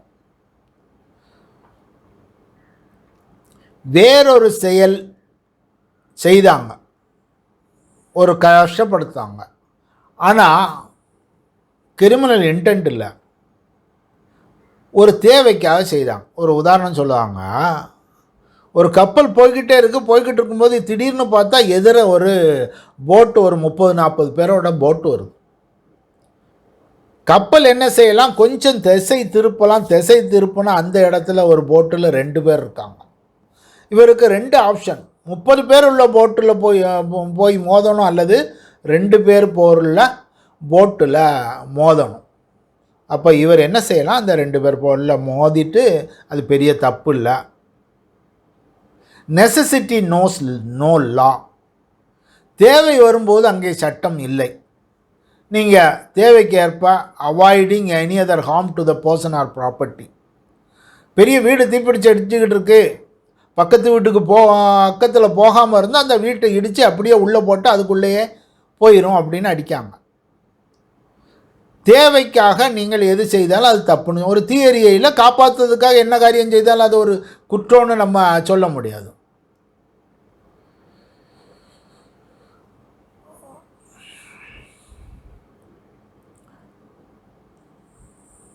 ஒரு குற்றம் எப்போ குற்றம்னு சொல்லலாம், done without any criminal intention to cause harm.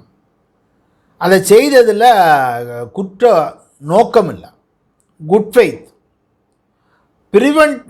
Purpose preventing avoiding other harm or person or property. வேறு ஒரு ஹார்மை இதுக்காக நம்ம ஒரு விஷயத்தை செய்தோம். பக்கத்தில் கார் வேகமாக வருது, இவன் கவனிக்காமல் இருக்கான், கையெழுத்து கீழே போடுது, அவன் கீழே விழுந்தான், கீழே விழுந்து காயம் ஏற்படுத்தி விட்டது. இப்போ அவனை சொல்ல முடியுமா, நீ காயம் ஏற்படுத்திட்ட, அவன் மேலே நான் கோர்ட்டில் கேஸ் கொடுக்க போகிறான், காசிங் ஹர்ட்டு. இவன் இழுத்து விடாமல் இருந்தால் அவன் ஆளே இல்லாமல் போயிருப்பான். அப்போ காசிங் ஹர்ட்டுங்கிறது அங்கே விஷயம் தப்பு இல்லை. காரணம், அவன் காரில் இருந்து அடிபட்டு போகிறத காப்பாற்றுவதற்காக செய்தாங்க. அது தேவையா இல்லையா அப்படிங்கிறது அந்தந்த சூழ்நிலைகளை பொறுத்தது. such a harm to be prevented or avoided was such a nature or so imminent justify or excuse the risk. அது அவ்வளவு முக்கியமானது அப்படின்னு நீங்கள் தான் சொல்லணும். கொஸ்டின் ஆஃப் ஃபேக்ட் அந்தந்த சூழ்நிலைகளில் தான் பார்க்கணும். இப்போ 30 பேர் உயிரை காப்பாற்றுறது முக்கியமானது, 2 பேர் உயிர் போனால் போதும் அப்படின்னு சொல்லலாம். ஆனால் இந்த 2 பேர் 30 பேர் சாதாரண பேசஞ்சராக இருப்பான், அந்த 2 பேர் கவர்மெண்டில் பெரிய அதிகாரின்னு வைக்கலாம். ஒரு கவர்னர் போகிறார், கவர்னரும் 2 பேரும். அப்போ அவங்க கப்பலை திருத்தி போனாங்க அப்படின்னா அங்கே சொல்லணும் இது ரொம்ப எமினண்ட்டு, அதனால் நான் இதை செய்தேன் அப்படிங்கிறது. அதனால தான் என்ன சொல்லுவாங்கன்னா, நேச்சர் எப்படி இருக்குது, நீ என்ன நேச்சரான ஆபத்தை நீ தடுத்த, என்ன நேச்சர் உள்ள குற்றத்தை நீ செய்தங்கிறது அந்தந்த சூழ்நிலையை பொறுத்து நீங்கள் சொல்லணும் அப்படிங்கிறத அந்த செக்ஷனில் சொல்லுவாங்க. ஒரு பெரிய தீ நடக்குன்னா அந்த தீயில் காப்பாற்றுவதற்கு என்னென்ன ஏற்பாடுகள் செய்யலாம். அங்கே என்ன இருக்கணும், ஒரு கிரிமினல் இன்டென்ஷன் இல்லாமல் இருக்கணும், ஆனால் நாலேஜ் இருக்கலாம். இப்போ இவன் 30 பேர் உள்ள படகுல முட்டினான்னா 30 பேர் இறப்பான், 2 பேர் படகுள்ள போகிறாங்க, அது மேலே மோதுது அப்படின்னா அங்கே 2 பேர் இறப்பாங்க. நாலேஜ் இருக்குது, 2 பேர் இறக்க போகிறாங்க, நாலேஜோடு தான் இவர் கப்பலை திருப்பினார், அங்கே போய் 2 பேருடைய மரணத்துக்கு காரணமாக இருக்கார், அது இருக்கலாம். ஆனால் எங்கள் இன்டென்ஷன் இருக்கக்கூடாது. ராமசாமி ஐயர் வர்சஸ் அன்னோனில் என்ன சொல்லுவாங்கன்னா, ஒருத்தன் குடியாரான் தொந்தரவு பண்ணிக்கிட்டு இருந்தான், மக்களுக்கு ஆபத்து, அவனை பிடிச்சி கொண்டு போனார். அப்போ பெரிய ஆபத்து மக்களுக்கு ஏற்படுத்துவதிலிருந்து தடுப்பதற்காக அவர் போனார். ஆர் வர்சஸ் டட்லி அண்ட் ஸ்டீஃபன்ஸ், இதுதான் ரொம்ப, இதெல்லாம் ஆரம்ப காலத்தில் உள்ள கலை, 1884 உள்ள கேஸ், இங்கிலீஷ் கேஸ், குயின்ஸ் பெஞ்சில் உள்ளது. ஒரு 3 பேர், ஒரு பையனும் 2 அடல்ட்டு படகுல அடிச்சுட்டு போயிடல. 1000 மைலுக்கு தள்ளி லேண்டுக்கு வெளியே இருக்குது. 7 நாளுக்கு உழவு இல்லை, 5 நாளைக்கு தண்ணி இல்லை. இந்த 2 பேரும் என்ன செய்தாங்க, இந்த சின்ன பையனை கொன்னுட்டு இவனை வச்சு நம்ம சாப்பிடணுன்னா அவனை உடம்பை கொன்று உடம்பை சாப்பிட்டு உயிர் வாழ்ந்தாங்க. அவங்கள கடைசியாக காப்பாற்றவும் செய்துட்டாங்க. இந்த 2 பேரும் காப்பாற்றி வெளியே வந்த பிறகு அந்த சின்ன பையனை கொன்ன அப்படின்னா அங்கே நெசசிட்டி, அதனால் நாங்கள் கொன்னோம் அப்படின்னு. மர்டருக்கெல்லாம் இந்த மாதிரி நெசசிட்டியை ஏற்றுக்கிட மாட்டோம். Defence of necessity was not available as a defence to murder on these facts. இங்கே கொடுத்துருக்க விஷயங்களை வச்சு பார்க்கும்போது அது மர்டரை நாங்கள் எடுத்துக்கிறது இல்லை அப்படின்னு சொன்னாங்க. அடுத்த இன்ஃபான்சியை பற்றி சொல்லுவாங்க. 82 செக்ஷனில் nothing is an offence which is done by a child under age of 7 years. 7 வருஷத்துக்கு கீழே ஒரு பிள்ளை தப்பு பண்ணால் அது தப்புன்னு எடுத்துக்கிட்டது இல்லை அப்படின்னு. 83ல் 7 வயசுக்கு மேலே 12 வயசுக்கு கீழே. அங்கே child above 7 years under 12 years not attained sufficient maturity of understanding to judge the nature and consequences of his conduct or occasion. இங்கே ஒரு டிஸ்கிரிப்ஷன் கொடுத்தாச்சு. அவங்களுடைய மெச்சூரிட்டி எப்படி இருக்குது? Maturity of understanding to judge the nature and consequences of his conduct. அந்த குழந்தையுடைய நடத்தை, இதனுடைய விளைவுகள் என்னவாக இருக்கும், இதனுடைய குணநலங்கள் என்ன, இந்த செயல்களை நம்ம செய்தோமே அப்படின்னு அறியக்கூடிய மெச்சூரிட்டி இருக்கா அப்படிங்கிறத பொறுத்து அது குற்றமாக இல்லையான்னு சொல்லலாம். சில பிள்ளைகளுக்கு சின்ன வயசுலேயே நிறைய அறிவு இருக்கலாம். அதனால் இங்கே 7 to 12க்கு இப்படி ஒரு கண்டிஷன் கொடுத்துட்டாங்க. Sufficient maturity of understanding judging the nature and consequences of the conduct. அவருடைய செயல்களோட விஷயங்களை புரியக்கூடிய தன்மை இருக்காங்கிறத பொறுத்து தான் அங்கே குற்றங்கள்ங்கிறது வரும் அப்படிங்கிறதா இருக்குது. Pratap Singh versus state of Jharkhand, இதில் எந்த டேட்டில் நீங்கள் ஏஜ் எடுக்கணும் அப்படின்னு, அதில் டேட் ஆஃப் அஃபென்ஸில் உள்ள ஏஜை தான் நீங்கள் எடுக்கணும். அஃபென்ஸ் ஒரு டேட்டாக இருக்கும், அதுக்கு பின்னால் 6 மாதம் கழித்து ஆள் பிடிபட்டிருப்பான், கோர்ட்டுக்கு வரும்போது இன்னும் 6 மாதம் ஆகும், அதெல்லாம் கணக்கு இல்லை. அஃபென்ஸில் உள்ள டேட்டை நீங்கள் எடுங்க அப்படிங்கிறத சொல்லுவாங்க. இனி அடுத்தது இன்சானிட்டி, அதாவது ஹலோ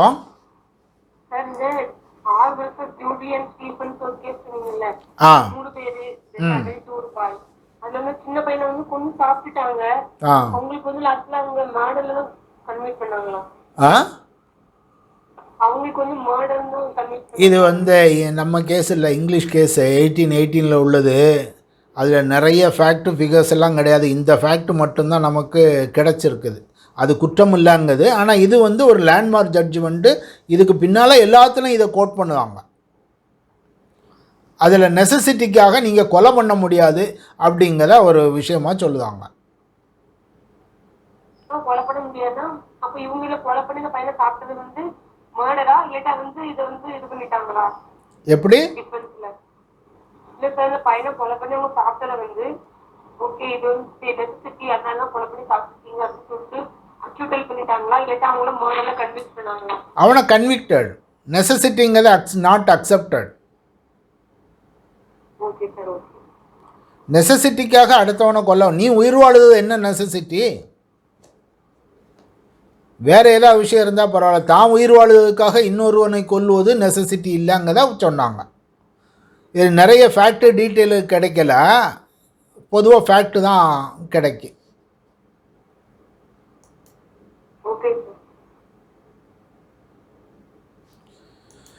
இனி இன்சானிட்டி, புத்தி சுவாதீனம் இல்லாதவங்களை பற்றி ஆர் வர்சஸ் டேனியல் மேக்னாட்டன் அப்படிங்கிற ஒரு கேஸில் 1843 தான் இந்த மேக்னாட்டன் ரூல் அப்படிங்கிறத கொண்டு வராங்க. அந்த ரூலை பேஸ் பண்ணி தான் செக்ஷன் 84 இருக்குது. அது எப்படின்னா, அவனோட ஒரு செயலை செய்தான்னா அந்த செயலை செய்யும்போது whether he is incapable of knowing the nature of act, என்ன செயலை செய்கிறோம் அப்படிங்கிறது அவனுக்கு புரியுதா ஒரு கண்டிஷன். என்ன செயலை செய்கிறோம்னு அவனுக்கு புரிஞ்சதுன்னா whether he is capable of knowing what he is doing is either wrong or contrary to law. என்ன செயலை செய்தோன்னு தெரிஞ்சு அது சட்டத்துக்கு புறம்பானது அல்லது சட்டத்திற்கு உள்பட்டது என்று அறியும் அளவுக்கு அறிவு இருக்கிறதா. இது தெரியலைன்னா அவன் செய்தது அஃபென்ஸ் இல்லை. அப்போ செய்யக்கூடிய செயல் தெரியணும். செய்யக்கூடிய செயல் தெரியலை அப்படின்னா அதோட போச்சு, அவன் அஃபென்ஸ் இல்லை. செய்யக்கூடிய செயல் தெரிகிறதுன்னு ப்ரூஃப் ஆகிட்டுன்னா செய்யக்கூடிய செயல் சட்டத்துக்கு உள்பட்டதா சட்டத்துக்கு புறம்பானதான்னு அவனுக்கு அறியக்கூடிய அறிவு வேணும். அப்போது இன்சானிட்டிங்கிறதுக்கு மெடிக்கலில் பல காரணம் சொல்லுவாங்க, பல விஷயம் சொல்லுவாங்க, பல டெஸ்ட் இருக்கும். லீகலாக இன்சானிட்டி அப்படின்னு ஒருத்தனை வெளியே விடணுன்னா 84 செக்ஷனில் லீகலாக ஒருத்தனை இன்சானிட்டின்னு அப்ரூவ் பண்ணி அவன் செய்யக்கூடியது குற்றம் இல்லைன்னு சொல்லணுன்னா அவன் செய்த செயல் என்னவென்று அறியாது இருக்க வேண்டும். கிறுக்கனாக இருப்பான், அவன் அம்மாவே கழுத்தை பிடிச்சி அமைக்கி கொன்று இருப்பான். கொன்னுட்டு அவன் பக்கத்தில் உட்காந்துருந்துட்டு அம்மாவை எழுப்பி அம்மா சாப்பாடு தானே கேட்பானா இருக்கும். அப்போ he is incapable of knowing the nature of act. அம்மாவோட கழுத்தை பிடிச்சி தள்ளணும், இல்லாட்டி அம்மாவை கீழே தள்ளி விட்டோம், அவங்க கீழே கிடக்காங்க அப்படின்னு. என்ன செயல் செய்தோம் என்று தெரியவில்லை. கிறுக்கன் கம்பெடுத்து அடிக்கான், என்ன செயல் செய்தோம்னு தெரியல.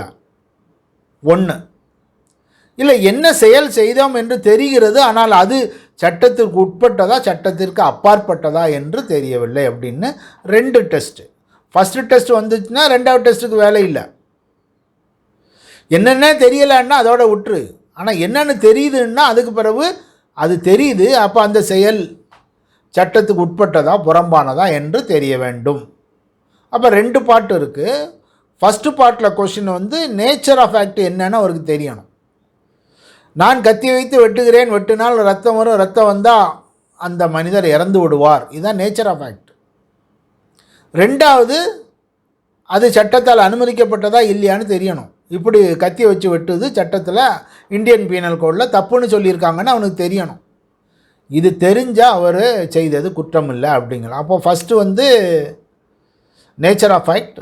நேச்சர் ஆஃப் ஆக்டே தெரியலான்னு சொன்னால் அவர் செய்தது அஃபென்ஸ் இல்லை. நேச்சர் ஆஃப் ஆக்ட் தெரியுதுன்னு சொன்னால் அது அந்த நேச்சர் ஆஃப் ஆக்ட்டு சட்டத்துக்கு உள்பட்டதா வெளிப்பட்டதான்னு அவருக்கு தெரியணும் அப்படிங்கிறத சொல்லும். இதில் பேர்டன் ஆஃப் ப்ரூஃபுங்கிறது எங்கன்னா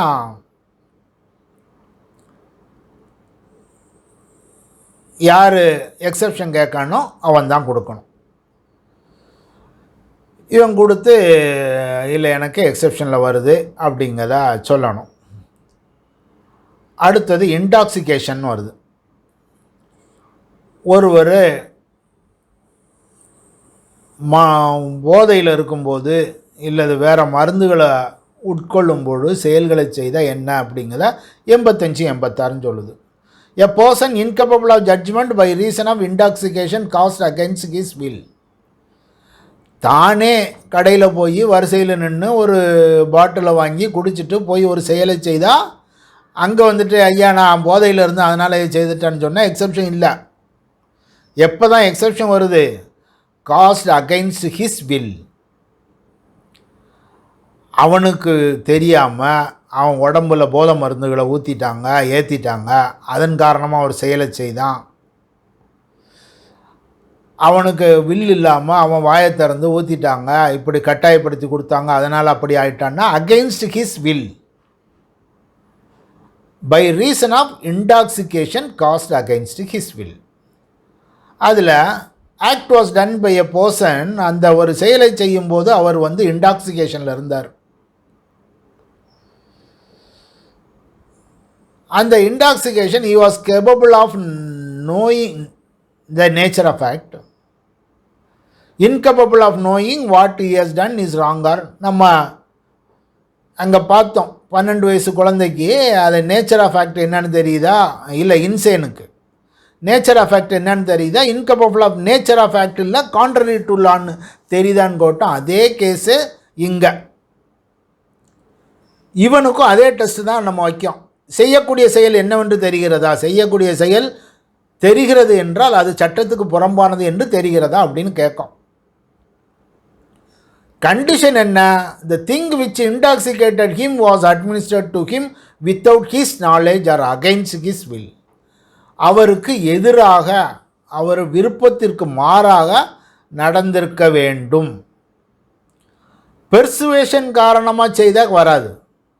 4 பேர் கூட நின்று அண்ணன் ஃப்ரெண்டுகள்லாம் சேர்ந்து மச்சான் சாப்பிடு மாப்பிள்ளை சாப்பிடு அப்படின்னு சொல்லி கொடுத்தான், நான் குடித்தேன் அதனால் இது நடந்ததுன்னு சொன்னால் பை பெர்சுவேஷன் இல்லை, பை கம்பல்ஷன் நடந்திருக்கணும்.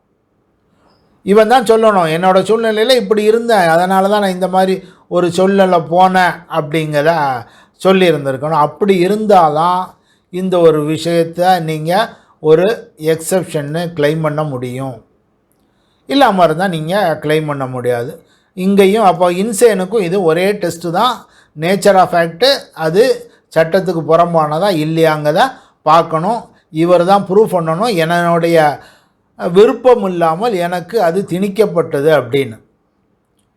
இது போதை மட்டும் இல்லை, அது சம்மந்தமான எல்லா விஷயங்களும் இதுக்குள்ளே தான் வரும். அதாவது ஸ்டேட் ஆஃப் இன்டாக்சிகேஷன் அப்படிங்கிறது போதை மருந்தாக இருக்கலாம், இல்லாட்டா போதைக்கு குடிக்கக்கூடிய பொருட்களாக இருக்கலாம் அப்படிங்கிறத.